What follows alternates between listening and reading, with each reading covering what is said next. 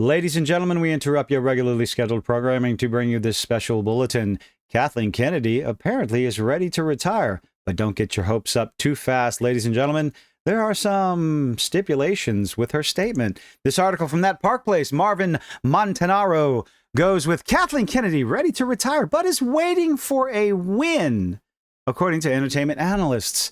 Well, she's going to be waiting a long time because the current state of Lucasfilms, whether you want to agree or not, is abysmal, to say the least.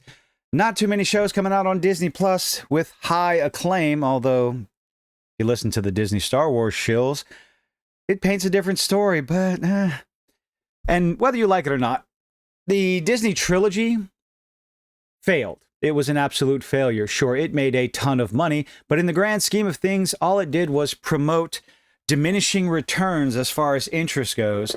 Episode 7 made $2 billion. Episode 2, episode 8, less, 1.5. Episode 9 made $1.2 billion. Those are called diminishing returns, losing interest in the product. That should be considered a failure. And with every project after that, more and more waning interest reared its ugly little head. But let's go for the article. Kathleen Kennedy apparently has something in common with much of the Star Wars fan base. She wants Kathleen Kennedy to leave Lucasfilms. Boy, do we ever. Now, say what you want. It's not all Kathleen Kennedy's fault. She's the head of Lucasfilm. It's her fault. She is the leader of this franchise. She's the leader of the studio, and blame must fall on the leader. According to Film Threat's Chris Gore, she's only willing to walk out the door under one condition, namely, she wants to leave on the heels of a massive critical and commercial success. That's not happening any time in the foreseeable future, Kathleen. That's something Lucasfilm hasn't experienced in quite some time. When's the last time a movie was at the theater that had the Star Wars name on it? Oh. Since Disney's initial acquisition of Lucasfilm in 2012, the company has been under the direction of the film industry veteran Kathleen Kennedy. Back then, the longtime George Lucas and Steven Spielberg Association promised George that she would take care of his life's work. Well, how's that worked out for you? One show after another, insulting the fan base, disregarding the long-time, believed to be canon, expanded universe, now relegated to legends. One insult after another. Characters who are characters in name only. Thrawn in name only. A fight for the ages. A rematch for the ages that never should have happened in Kenobi. Under Kennedy, the Star Wars franchise has gone from the most evergreen IP of all time to a sour note punching bag for YouTubers and streamers the world over. That is most unfortunate. Disney bought the golden goose and decided to cook it for Thanksgiving dinner. And now we're getting the old burnt leftovers for Christmas. Kennedy presided over the deeply unpopular Star Wars sequel trilogy, it is now, which saw the deconstruction and eventual death of Han Solo and Luke Skywalker while pushing a younger and more diverse cast. And there is genuinely nothing wrong with that, depending on how it's handled. This idea that you just don't want diversity in your shows, you don't want a strong female character. Well, we don't have a problem with a strong female character. Princess Leia is loved to this day. Her character in the original trilogy is beloved. What you took Rey Palpatine and turned her into what we call a Mary Sue. You handed her everything. She had no real struggle, no genuine consequence for her action. She had nothing to actually learn. She just became the bestest ever at everything she did, which is why people don't care for her character at all. But apparently, Kathleen Kennedy and Lucasfilm seem to think that she'll be able to jumpstart the next trilogy in a Rey Palpatine trilogy. Yes, I'm calling her Rey Palpatine because you don't just pick up a name. You're the granddaughter of Emperor Sheev himself. She also oversaw Solo, a Star Wars story, that abomination, which holds the distinction of being the first ever Star Wars film to lose money at the box office. When you couple that with the critical and commercial failures on Disney Plus like The Acolyte, Ahsoka, Obi-Wan Kenobi, and the embarrassment that Book of Boba Fett was, it becomes clear that under Kennedy's supervision, Star Wars has fallen a long way from the powerhouse sci-fi franchise it once was. And yet there are still people around that love Star Wars. They love the old stories, the legends, or expanded universe. I, myself, I grew up with Star Wars. I didn't get into the expanded universe like my older brother did, but I understand the love there is for it. I have shelves upon shelves of quite a few Lego Star Wars sets. Nothing really from anything coming out of Disney, because those sets, they don't look interesting enough for me. Bring me sets from the original trilogy, and I'll pick them up all day, every day. So, the once powerhouse franchise. With every failed project announcement that never ultimately sees the light of day, yeah, that's another one. How many Star Wars announcements have been shelved, been trash canned, been just ignored, completely canceled?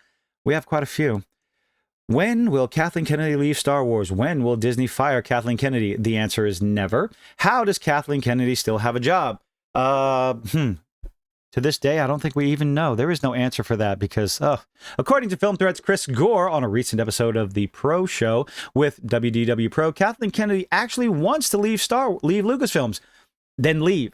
Please do everyone a favor. Leave and take every single person that you're responsible for hiring in there, take them with you. Because even if Kathleen Kennedy leaves, there's no foreseeable change in the future whatsoever as to the way they do things, because the Kathleen Kennedy mentality, the Force is female, that idea has permeated everything at Lucasfilm. So the idea that getting rid of Kathleen Kennedy, she's gone, let's all celebrate, that's not going to change anything. Not in the foreseeable future, not in the long term, only under specific circumstances. Quote, we've been hearing lately that Kathleen Kennedy is not very hands-on with Star Wars at this point. Hollywood scooper WW Pro said to Chris Gore on a recent episode of the Livestream YouTube show, are you hearing anything similar that she may be operating in title only, at least for now? Gore then confirmed that he was hearing similar rumblings before dropping a bit more information. She wants to retire and leave, Gore said, but she wants to do it on a win. It's not something she's going to get, not with the current atmosphere surrounding Star Wars. Gore went on to say that in order to leave, Kathleen Kennedy wants a huge success so she can ride into retirement. This could be a smash hit television show, not going to happen unless Disney flubs the numbers, or a major box office victory with a theatrical release. Again, it's going to take multiple releases, multiple theatrical successes to get an actual major win, or what they would consider a major win. Something like, well, let's talk about Deadpool and Wolverine. $1 billion box office, easily. At least by the third weekend, guaranteed will be $1 billion box office. That's what they want. And that is not something Star Wars is going to get at this time. It's going to take a couple of movies with good characters, good story, good world building, good direction, instead of smashing everybody over the face with the message. If you can't put that out, you're not going to get that win.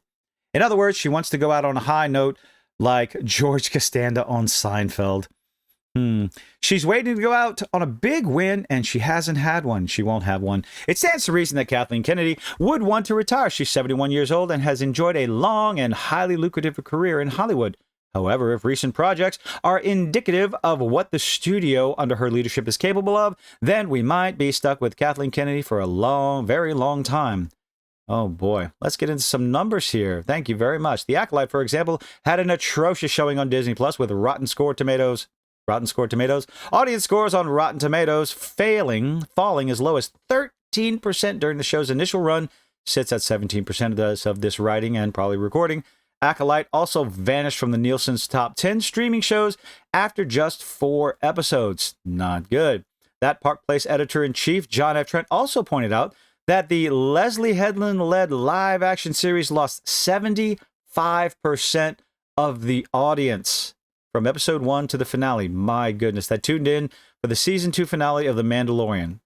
How do we jump from Acolyte to The Mandalorian? Let's see. Pointed out that the Leslie Headland live-action series lost 75% of the Star Wars audience that tuned in for the season 2 finale of The Mandalorian. Okay, so the number of people that tuned into Mandalorian, 75% down. Those are some big numbers. Kennedy also announced a plethora of Star Wars projects that never saw the light of day. Includes a trilogy, Rian Johnson's trilogy, Rogue Squadron movie from Patty Jenkins, filmed by Marvel Studios head Kevin Feige, filmed by Game of Thrones showrunner David Benioff, and Dan West. Oh, D&D. Let's see. With Kathleen Kennedy's current Lucasfilm contract reportedly set to expire in October, will wonders never cease? She may not get fired, but maybe, just maybe, not renew her contract. I know it's not going to do much in the short term, maybe not even the long term, but I will say it's a start. It could be a start. It will be interesting to see if Disney renews her or if Lucasfilm might be searching for a new studio head. Who could possibly be worse than Kathleen Kennedy? What do you think? Will Kennedy stick around until she gets that long-awaited big win? There is no big win coming for Star Wars, for Lucasfilms, or for Kathleen Kennedy. I say Lucasfilms because the most recent Indiana Jones movie was an absolute failure. Nothing coming out of Lucasfilms is interesting at all. Fans have been turned away, mostly not just by the bad writing and the bad performance, but also the response from the studios and the mainstream press, constantly calling fans istophobes simply because they don't like the show that they're watching. Oh, it's made by a lesbian. Kathleen Kennedy she wants the Force to be female, so you hate her. She's a woman. You just a filthy misogynist pig. You continue to insult your potential customers, the potential new fans coming in that just don't like the show. You respond with insults. You respond with a car video. You respond with all kinds of nonsense, and it turns fans away. It turns potential fans away. So what on earth were you expecting with the constant fan baiting?